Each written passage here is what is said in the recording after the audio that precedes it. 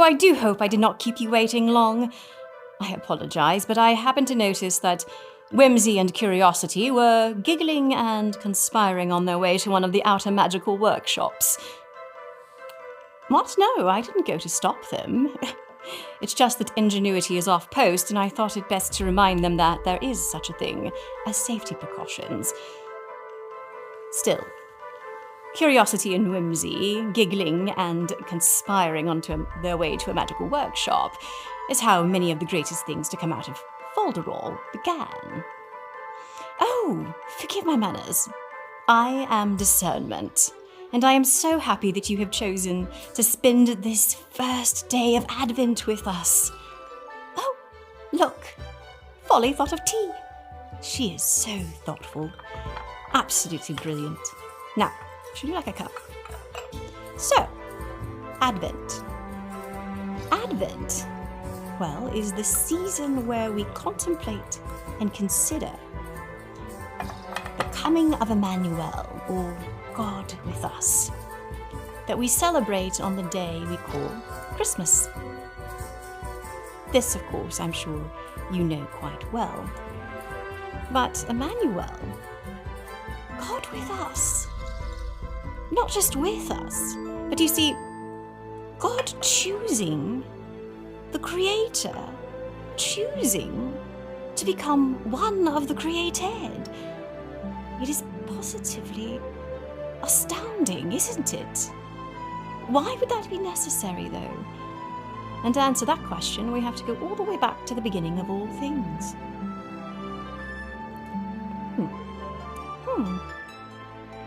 What a lovely apple crisp oolong. Anyways, the beginning of all things. The three substances of love had a conversation and decided to expand the circle of love. And to do so, they decided that they would create humans. And they would create them in their image, the Imago Dei. And so they did. They created them man and woman, and gave them the capability to multiply the expressions of the Imago Dei, each generation reflecting love and the relationship and unity shared among the three of the Ancient of Days.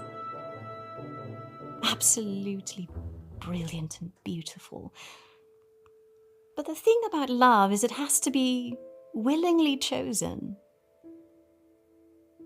And for that to be possible, there had to be a sort of escape clause, if you will. There had to be a way for the Imago Dei to choose to break unity with the Ancient of Days.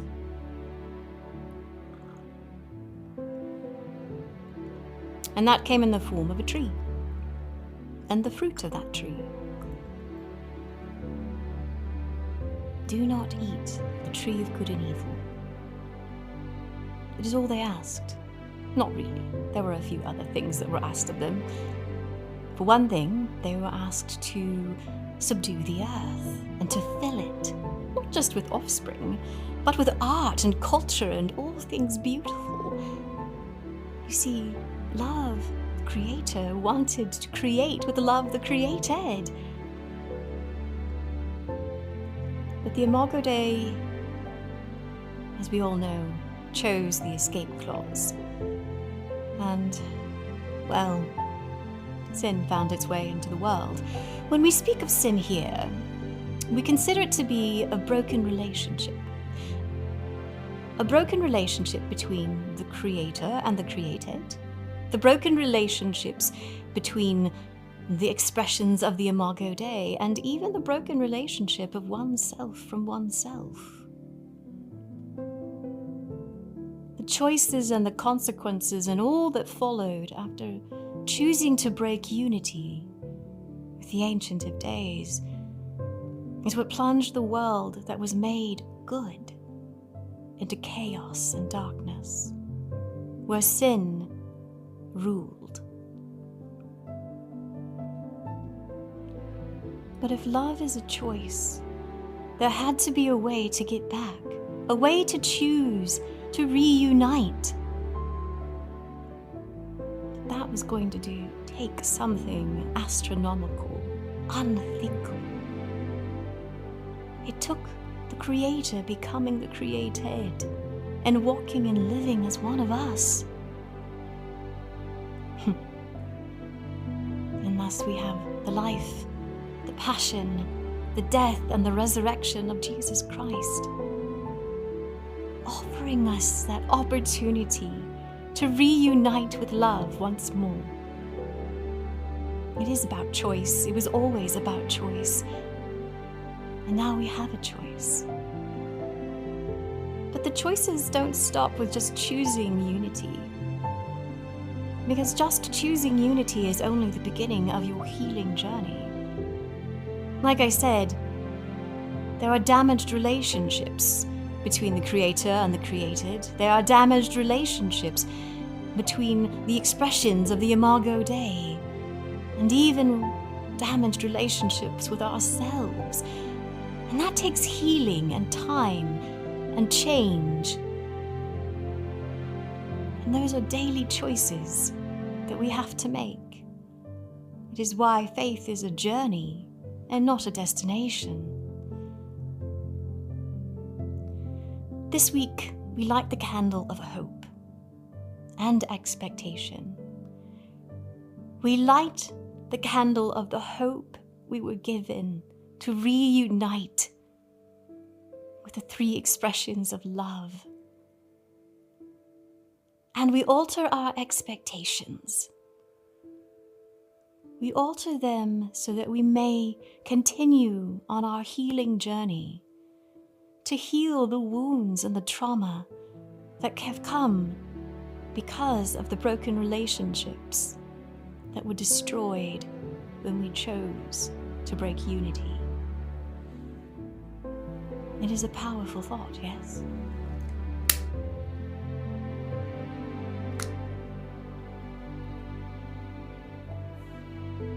That love wanted us to choose Him so badly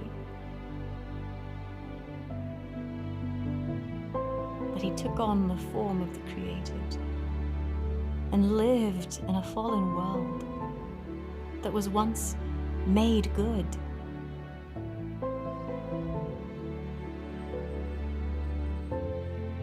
There's another hope and expectation that we light at Advent, and that is the hope of the second coming.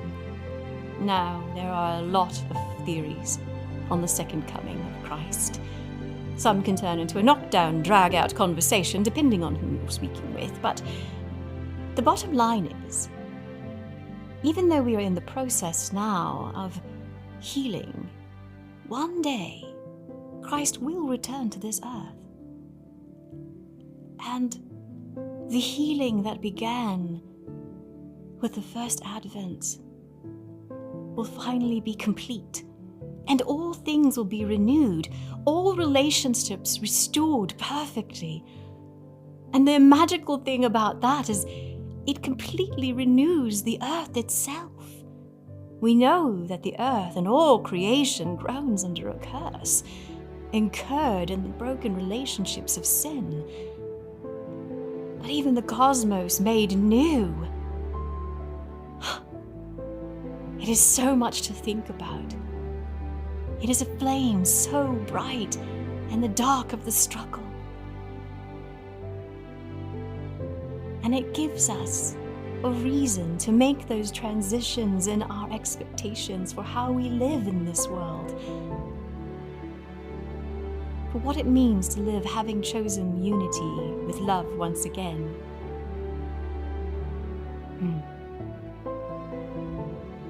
Now, I will warn you, the next few days, well, this first week in general, tends to be a little heavy in our conversations, because we have to discuss the darkness as well as the light.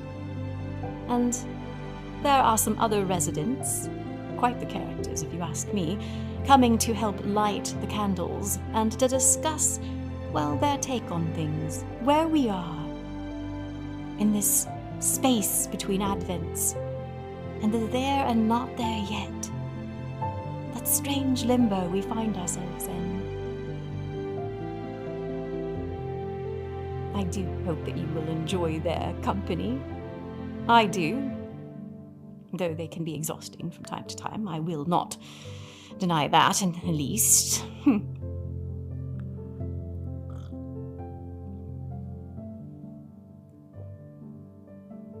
Thank you for coming. Thank you for being here. And I do hope you will join us for the rest of Advent. I look forward to seeing you.